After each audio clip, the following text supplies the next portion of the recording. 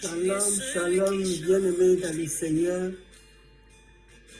Je vous salue dans toutes vos maisons, dans toutes vos familles, partout où vous vous trouvez.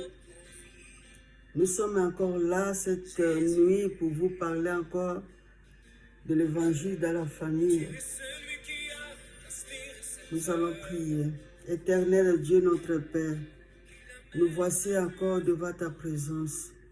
Nous venons encore pour annoncer la bonne nouvelle, Seigneur, dans toutes les familles de la terre. Nous voulons élever Jésus-Christ comme Seigneur et Sauveur dans toutes les familles. C'est pour cela que nous voulons, Seigneur, t'offrir ce moment précieux afin que tu nous assistes par ton esprit et que tu nous ouvres les portes de la révélation de ce message, Seigneur.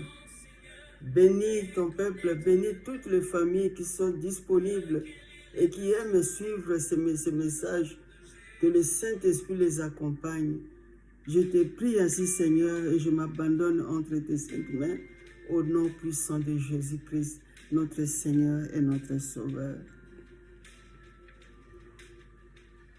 Bien-aimés dans le Seigneur, baleleka ki tosola ki na tina ya ministère kati na libota et que libota ezali vraiment un ministère de Dieu oye moko a établisaki yango depuis le commencement du monde et c'est le premier ministère de Dieu parmi les hommes. Premier ministère Nzambe a confié par na bato, donc ezali ministère ya famille. To monaki ete ya solo pour que le ministère wane kokisama il fallait bato mibale na sexe opposé mwasi na mobali onzamba tiaki bango esika moko po ete bakoma mosuni moko molimo moko mokuwa moko nzoto moko na ntina ete bayeba ko participer na ministère wana ensemble. Lelo tolingi komona lisusu kopusa lisusu message na biso na komona comment vivre l'évangile dans la famille. Ndenge nini tokoki kobikela évangile na kati na mabota na biso. Point ya liboso po na thème oyo toko prolonger yango mpe ntango molai po ezali na mamonisi ebele ba révélation ebele na ntina na koyeba kovivre évangile na kati na famille. Lelo tozali na premier bénéfice. Là, on a un premier point, le bénéfice de l'évangile dans la famille. Le bénéfice de l'évangile dans la famille. Bien-aimés dans le Seigneur, l'équilibre entre l'évangile et la vie de la famille est avant tout la sincère détermination d'obéir au commandement de Dieu. Tout le monde a en Genèse 20, versets 1 à 17. Ici, quand Nzambe a pesaki mibeko na ye, et pas la mabota na bana Israël et te baye Nzambe liboso na nyonso bakumisa ye liboso na nyonso pe balinga ye likolo na liboso na nyonso na makambo nyonso na via moto bolingo na Nzambe éprimé via moto pe apesaki na kati na mibeko wana ndenge nini pe na kati na libota vie évangile sengeli vivre ndenge nini bana basengeli kotosa baboti ndenge alobi honor donc deuxième commandement kolanda commandement na Nzambe ezali na kati na famille honore ton père et ta mère afin de vivre longtemps dans le pays que l'Éternel ton Dieu te donne. Donc ezali mobeko na kati na famille ezala tata ezala mama autaki na kati na famille. Et puis mobeko epesamaki na mwana nyonso oyo abotami na tata pe na mama ayeba kotosa tata na ye pe mama na ye po ete a vivre longtemps dans sur cette terre. Mibeko toyebi ke elandamaki na koyeba ke okoki pe koboma moninga te okoki kosala moninga mabe te lokola tozomona yango lelo. Donc mokili ekomi kobuka mobeko na Nzambe. Abi okoki commettre pe adultère te. Okoki commettre moyibi te, le vol te. Okoki pe kosala faux témoignage contre ton prochain te. Mibeko wana nyonso po efandisama esalema ezobanda na kati na famille. Soki na kati na famille bayebi ko respecter mibeko ya Nzambe pe ko vivre yango, donc bazozwa bénéfice ya évangile na kati na mabota na bango.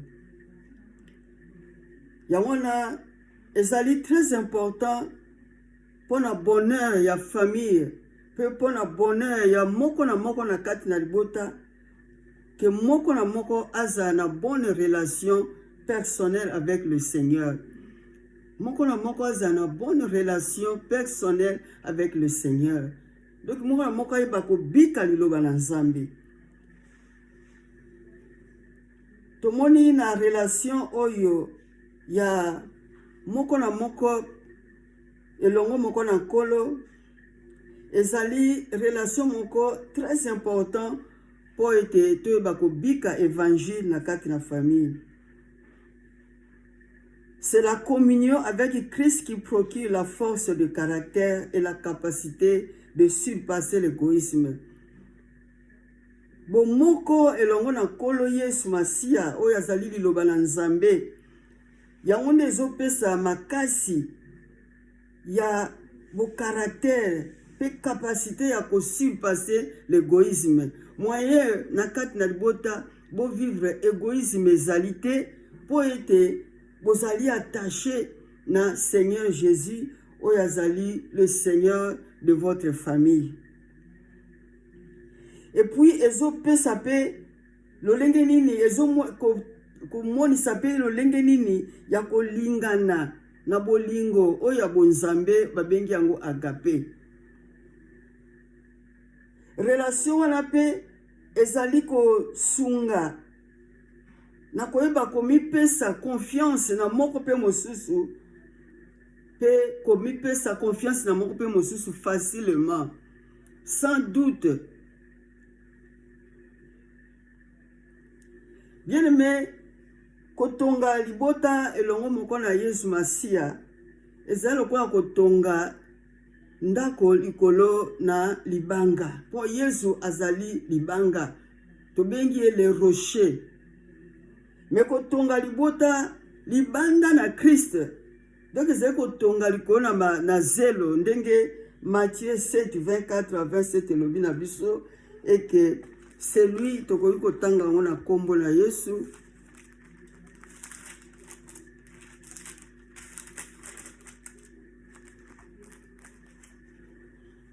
Dans Matthieu 7, verset 24 jusqu'à 28, jusqu'à 27, pardon, et le binabisoboy. C'est pourquoi toute personne qui attend ces paroles que j'ai dit et les met en pratique, je la comparerai à un homme prudent qui a construit sa maison sur les rochers. La pluie est tombée, les torrents sont venus, les vents ont soufflé et se sont déchaînés contre cette maison. Elle n'est pas ébranlée parce qu'elle est fondée sur les rochers. Donc, kotonga ndako wana ezali kwa kotonga libota na yo. Na kati na liloba na Nzambe, likona liloba na Nzambe, kotonga na relation personnelle avec Jésus-Christ, le Seigneur. Donc, ezali kwa kotonga likona libanga. Ata mopepe ye makasi, ata ba problème ye makasi ko ningisa libota na yo, ata tempête telemi pona ko zindisa libota na yo, mais lokole tongami likona libanga Yesu Kristo, libota wana ekoki ko se séparer mokolo moko te, libota wana ko kabwana te, ezala papa na bana, papa na mwasi, bana na baboti na bango bako kabwana mokolo moko te, po ete bazali fondé sur le rocher. Le rocher qui est Jésus-Christ. Et Jésus-Christ est la parole de Dieu. C'est lui l'évangile. Mais baoye bazo tonga mabala na bango, bazo tonga mabota na bango kaka, pa un amour sentimental. Bazo reconnaître Nzambe te, bazale longo moko na Jésus-Christ te. Bien aimé toye ba ki tozo tonga mabota motindo ali kona zelo.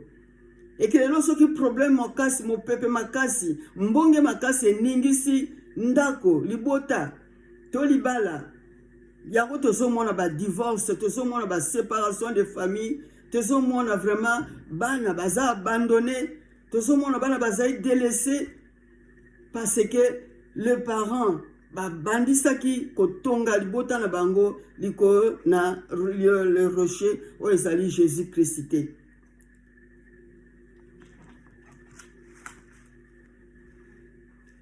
Na Deutéronome 6 verset 5 à 7, Nzambe azomonisa biso comment est-ce que tosengeli ko vivre liloba na Nzambe. Comment est-ce que tosengeli ko vivre évangile na kati na bandako na biso. Alobi na Deutéronome 1,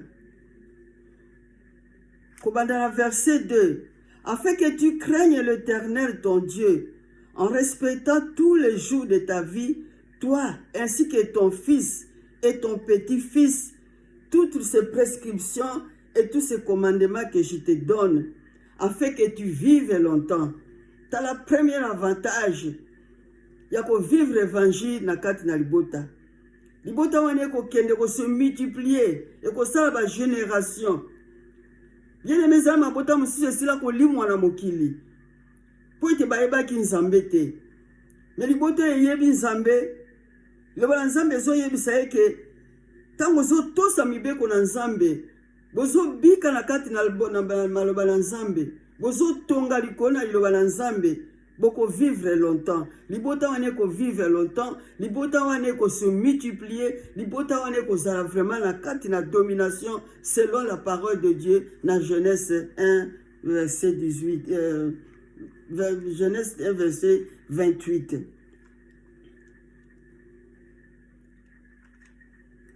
Alors, tu les écouteras donc Israël et tu verras à le mettre en pratique afin d'être heureux. Donc, tozo lukabi sengo na kat na libota. Tozo le lakaba souffrance, tozo le laba problème, tozo le ba situation impossible na kat na mabota.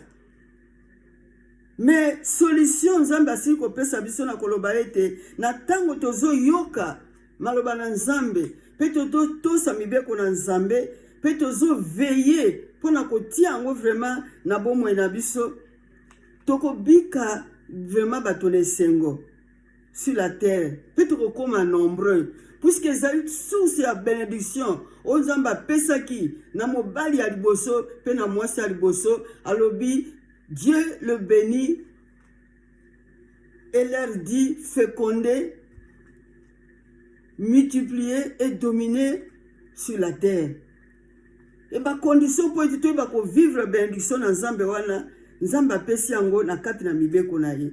Ko banga Nzambe, il faut to banga Nzambe na kati na mabota na biso. To bikila liloba na Nzambe biso moko, bana na biso na bana na biso. Jusqu'à millième génération d'enge Nzamba lobi, akosala miséricorde na ye, jusqu'à millième génération na bao ba banga kaye. Na ba zo to sabi ba zo tambola na nzela na liloba na ye. Mais akosala mabe ako manifester kanda na ye, likona mabota oyo. Ba yebi ete, bazana ko banga ete, bazo tambola na kati na ordre iloba na ete jusqu'à 3e, 4e génération. Alobi, tu les écouteras donc Israël et tu verras le mettre en pratique afin d'être heureux sur la terre et devenir nombreux. Yawala Josué a comprenant qui message en Nzambe, a comprenant qui révélation wana. Na Josué 1:8 tokotanga ndenge Nzambe apesaki ye ordre ya koyeba kotambola pe kobika iloba na Nzambe. Alobi que le livre de la loi ne s'éloigne pas de toi, médite-le jour et nuit, le jour et la nuit, pour agir fidèlement à tout ce qui est écrit, car c'est alors que tu auras du succès et c'est alors que tu réussiras. T'as l'avantage, t'as le bénéfice, ya koyeba ko vivre l'évangile na kati na libota. Ya mwana Josia comprenant ki yango, andima ki yango pe a déclaré que quant à moi et à ma famille, nous servirons l'Éternel. Ayebi que ko bikila liloba na Nzambe, ko tosa mibeko na Nzambe, ko servir l'Éternel. Et ça va bénéfice et belé on Nzambe atina disposition na ngo pona mabota. eza ma bénédiction nzambe afungola pesa abongisa pona mabota mais lelo soki biso mabota tozoko mona babiloko wana te po ete toza libanda na volonté na nzambe. Bien aimé, na tango tozoluka tobika ba bénédiction, na tango tozoluka ke nzambe apambola mabota na biso, apambola bana na biso, apambola ba projet na biso, apambola ba programme na biso. Mobeko ezali eke totambola kati na liloba na nzambe. Josie ndenge alobaki po akomprenaki yango. Epe Josie atambolaki nelonga na bitumba pona kokamba bana Israel te kino na mboka lelaka. Bien aimé, libota na yo nzambe asali elaka moko ezali liboso nango. Mais po okota na elaka wana tala mibeko oyo nzambe apesi. Nzambe alingi vraiment évangile evanda na kati na libota. Po ete évangile ebandi vraiment na kati na libota. Po ete Yesu abotami na kati na libota moko. Na tina na sali ya mabota ebele na mokili. Alors évangile sengeli evandisama na kati na mabota na biso. Lolenge nzambe ye moko aze kopesa biso ordre ya kobikela yango.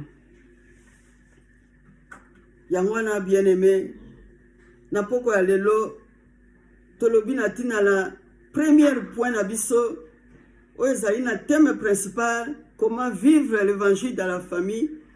Le premier point na biso ezali le bénéfice de l'évangile dans la famille. Yango touti ko pesa touti ko fungolela. Comment est-ce que tu peux vivre l'évangile na kati na famille? Tozana ba exemple, Josie azali exemple, Abraham azali exemple, ebele na kati ya Bible azali exemple pour na biso, po ete ba bikelaka ko banga nzambe, la crainte de Dieu, ba bikelaki ko tosa nzambe, ba bikelaki vraiment ko salela mibeko na nzambe, nde kombo na bango pe komami na Biblia. Nzambe wana bongwani te azali le même. Nzambe wana pesaka mibeko wana azali le même. Mibeko wana pe azali le même te kino génération de génération na lolenge tozanango na génération na biso. Tozo mona bana na biso ebele bazo beba. Mabota ebele zo kabwana, mabala ebele zo kene musika te zo kufa puisque tozo tonga likolo na liloba na nzambe te. Tozo tonga mabota na biso mabana na biso likolo na le rocher o ezali Jésus Christ. C'est pour cela ato tonga likolo na sable, tozo tonga likolo na zelo, nde yango tozo mona ke mabota ezo pesa esengo nango te, mabota ezo monisa gloire na nzambe te, mabota ezo monisa volonté na nzambe te, mabota Satan akomi ko dominer ko salela ngo na lolenge ya lingi pe mokili ezo ko beba. Mokileze ko beba. Et tozolo ba ete mokileze ko beba, mais tozo bosana ke mokileze ko beba uta na mabota na biso o toyebi nzambe te. O to bwakisi nzambe. O tozo tosa mibeko na nzambe te. O tozo tonga mabala na biso mabota na biso likona libanga makasi o ezali Yesu Kristo te. Tika ete message na poko ya lelo ekota. Ezu esika na ndako no, ezu esika na libota no, ezu esika na libala na yo, ezu esika na kati na famille na yo, po ete ezali volonté na nzambe. Lokumu kembo nyonso tozozongi sepai na ye, bien aimé, koya na Yesu ezali susu mosika te, comme apesaki exemple na ta ya Noé tozo vivre ango lelo, tozo mona, ndenge mokili ezo tambola, ndenge mokili azo bimisa ba mibeko na ye pona ko détruire mabota, ndenge mokili ezeko tambola contraire na liloba na nzambe. Bien aimé, soko yebi liloba na nzambe te, soko zana ko banga nzambe te, soki ozeko fonde libota no likolo na libanga makasi ezali Yesu Kristo te, mopepe na mokili oyo ezeko pepa na tango oyo, pe tango eko pepa okoyeba te ndenge nini okobatela okobikisa libota na yo lokola Noé abikisaki libota na ye. Tika ete liloba oyo ezwe esika na kati na mitema na biso, na mabota na biso, na bana na biso pe na bana na biso jusqu'à 1e génération ya mabota na biso tobika miséricorde pe grâce na Nzambe.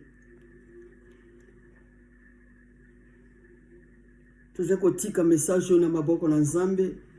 Tendre Père, totondi yo, tokumisi yo po ete ilobano ebimaka pamba te. Oyebi lelo mokili ndenge ezotambola pe mabota ndenge ezopengwa. Mabota ebele Seigneur, tozotika na maboko na yo. Pambola liloba oyo, pambola bayoki na kombo na Yesu. Amen.